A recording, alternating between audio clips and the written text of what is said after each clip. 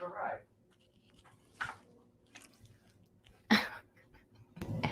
everybody, it's Tuesday. Let's talk about it.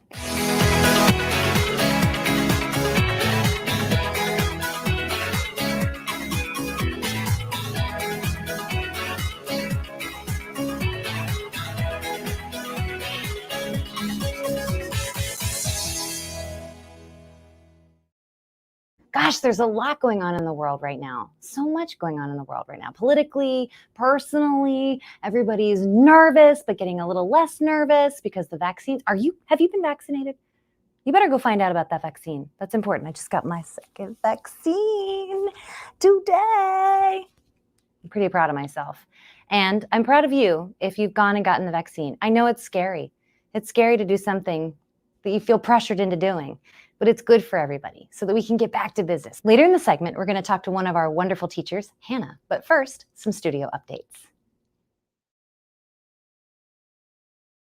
Our studio rooms have been so much more full, which means so much more humid. You better drink some water.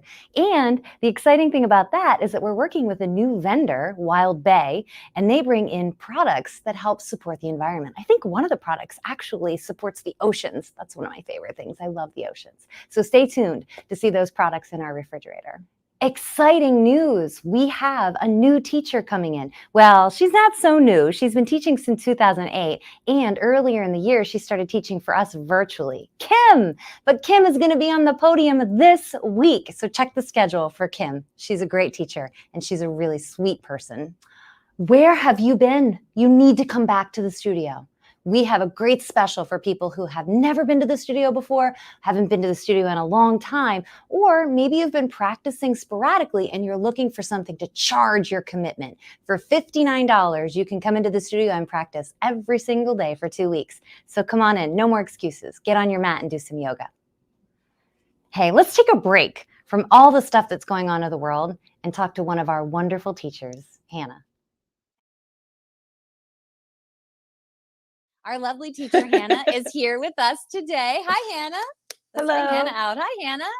Oh, thank you for being here. It's so lovely to see you. I'm literally always happy to be here in the studio or even just like virtually with you guys. Did you notice that the word lovely and lonely just have one letter difference? I never thought about that before. You just change one letter. How are you today? I'm doing great, thanks. I had a nice early class. Well, I didn't get to practice today, but my students, I love the 6 a.m. students. They're so strong. They're a force of nature. They are. Did you practice 6 a.m. when you were a student, not a teacher? I did actually, and I still like to. It's always been one of my favorites. It's hard to get there, but once you get to the early class, then you do it. You get through the first little part of like, oh God, I'm so tired. And by the end of the class, you feel great as always. And then you leave and the rest of your day is just, it's like bright and shiny and like it sets the tone for your entire day. When did you start practicing? You started practicing here, right? Here in Alexandria. When did you start? I'm spoiled. I've pretty much only practiced here, except for when I've traveled. I've never practiced anywhere else in the area because, why would I want to leave? I started practicing here maybe, I guess, about 5 years ago. Not very consistently at first, I'll admit. Really inconsistent, actually. Like just here and there every few months, maybe. I just realized that I needed it more in my life. And I always felt really good after class. So I started to try to be more consistent. That's when I ended up turning myself into a karma yogi, thanks to you, Jen. You did that. You knew that you wanted to be closer to the studio and spend time here. So that was your work. And I remember when you came to me and said, I want to go to training. What in your mind said that was the next natural step for you? I think becoming a karma yogi was kind of like a little bit of more of the taste of being just more immersed in the yoga community. And it felt really good just to service the community, to be here, to be able to practice. And like, I really didn't mind, doing laundry, cleaning up the studio, all those things, just to be here more often and part of the community. And then that combined with how I feel in the studio, in the hot room, how the teacher makes me feel. And I want to be able to bring that same joy to other people's lives. It really has changed my life so much, this practice. And if I can even just introduce somebody else to the practice or like be a part of changing even just one day for them, it really means a lot to me. I mean, I love that about our work, that it's quite meaningful every single day. You know, what we Absolutely. do every single day has meaning. But I know that, you know, you're going to create that kind of inspiration in the students. And one of these days, someone's going to walk out and say, how do I do what you do? What are you Mhm. going to tell them? But it's a lot of hard work. It's a big commitment. You know, it sounds, I think some people can think, you know, oh, you go off to yoga training and you just are in this Zen place doing yoga all the time, which, yeah, it's amazing. I mean, getting to practice twice a day, mostly almost every day of the week is awesome, but it is exhausting. It's a lot of hard work and there's a lot of studying involved. You have to be open to learning and maybe some things you thought you knew, you don't really know, but that's kind of just part of every learning process. So, And you have dietary commitments that you've made that need to be met. That's challenging. I mean, how do you do that? um yeah, thank God I know a little bit of Spanish because I made some good friends in the kitchen there. They really, oh my gosh, I got really spoiled by the end of it, but it was hard at first to keep up because oh my gosh, practicing twice a day, 5 days a week, 6 days a week. Well, 5 days, once on the sixth day. And that's, I mean, I've never eaten so much food. Yeah, I mean, you're a low-key expert now on how to be an athletic god on a vegan diet. Did you learn how to say the word avocado in Spanish? Is it avocado? How do you say avocado? Aguacate.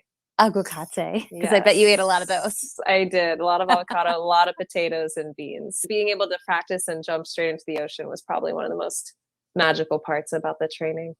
How many people attended your training? How many teacher trainees attended your training? 60. Which, wow, that's a lot. Yeah, but compared to other trainings in the past, I mean, there were some with over 400 people. So I feel really blessed that I had a nice group, but more intimate than some of the others, you know. We all knew each other's names and everything. So that's for amazing. Example. But you went to training at a time when there were multiple options for young people to go and become a yoga teacher somewhere else. Oh my God, there's endless options, I feel like. Endless options. So you made the hard choice. In the Army, we say the hard right over the easy wrong. Yeah, that's right. Exactly. So, you know, I could probably have found an easier training that was shorter, less intensive, but I would never trade my experience for the world, even though it was a little rocky at some points, because it really shaped me into such a better person. I learned so much about myself, about the practice. I learned from the source. So that was really special. And you knew that, you know, if you wanted to teach in your home studio, you'd have to do it that way. Yes, that is how we do it over here in BYA. Certified, Bikram certified. Bikram certified. What was it like to take the podium in your home studio? It was scary.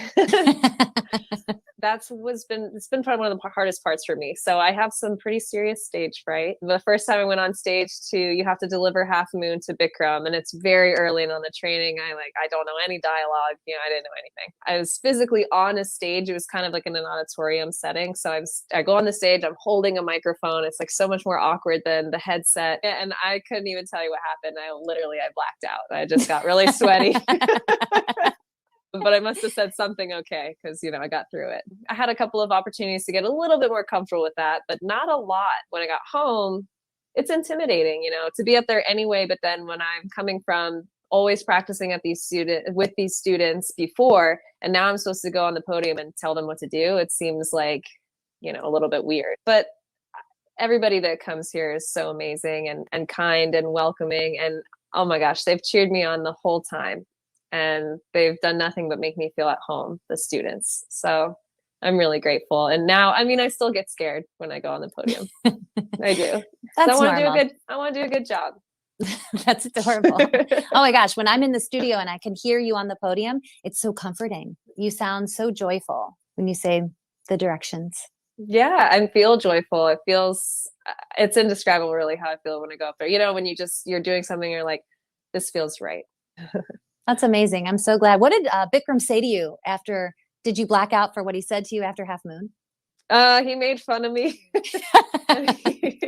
He's like, my name's Hannah and I'm going to cook you dinner tonight. I guess I had a weird little voice going on. So. Did it help? Did it give you like a sense of how you can get better?